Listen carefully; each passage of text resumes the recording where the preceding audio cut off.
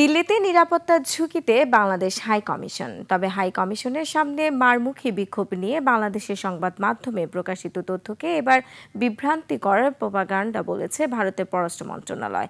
দেশটির পররাষ্ট্র মন্ত্রণালয়ের মুখপাত্র রণধীর জয়সওয়াল এক প্রেস নোটে আরও জানান, বাংলাদেশি হাই কমিশনের নিরাপত্তা বেষ্টনী লঙ্ঘন করার মতো কিছু দিল্লিতে ঘটেনি। এদিকে ভারতের প্রেস নোট প্রত্যাখ্যান করেছে ঢাকা। পররাষ্ট্র মন্ত্রণালয়ে সাংবাদিকদের প্রশ্নের জবাবে পররাষ্ট্র উপদেষ্টা তৌহিদ হোসেন দিল্লির ঘটনাকে কূটনৈতিক শিষ্টাচার লঙ্ঘন বলে মন্তব্য করেন।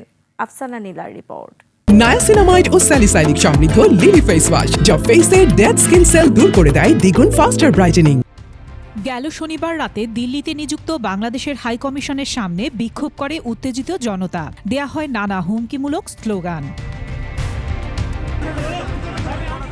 এ বিষয়ে বাংলাদেশের প্রেস মিনিস্টার মোহাম্মদ ফয়সাল মাহমুদ জানান, শনিবার রাতে ৩টি গাড়িতে করে কিছু লোক এসে বাংলাদেশ ভবনের গেটে দাঁড়িয়ে চিৎকার করে। নিরাপত্তা বেষ্টনী ভেদ করে বাংলাদেশ হাউসের গেটে ঢুকে বাংলাদেশের দূতকে প্রকাশ্যে হত্যার হুমকি দেয়া হয়।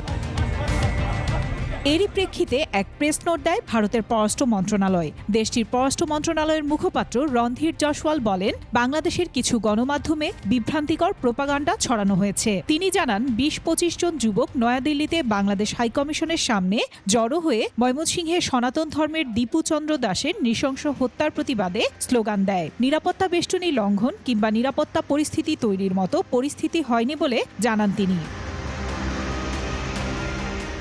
প্রেস নোটে আরও বলা হয়, বাংলাদেশের পরিবর্তনশীল পরিস্থিতির ওপর ভারত নজর রাখছে। সংখ্যালঘুদের ওপর হামলার বিষয়ে উদ্বেগ জানাচ্ছে ভারত। এরপরই ভারতের প্রেস নোট প্রত্যাখ্যান করে বাংলাদেশ। পররাষ্ট্র মন্ত্রণালয়ের পররাষ্ট্র উপদেষ্টা তৌহিদ হোসেন জানান, ভারতের প্রেস নোটে বিষয়টি সহজভাবে উপস্থাপন করা হয়েছে, যা বাংলাদেশ গ্রহণ করছে না। এটা গ্রহণযোগ্য না যেভাবে এটাকে উপস্থাপন করা হয়েছে।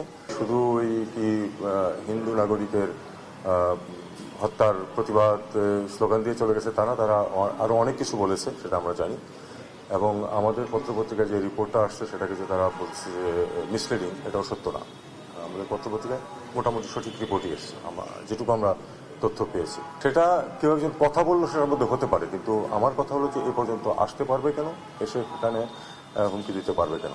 পাশাপাশি তিনি জানান, একজন বাংলাদেশি নাগরিক হত্যার ঘটনা কেন সংখ্যালঘুদের নিরাপত্তার বিষয় হিসেবে উপস্থাপন করা হচ্ছে তা অপ্রাসঙ্গিক। বাংলাদেশ এরই মধ্যে যথাযথ ব্যবস্থা নিয়েছে।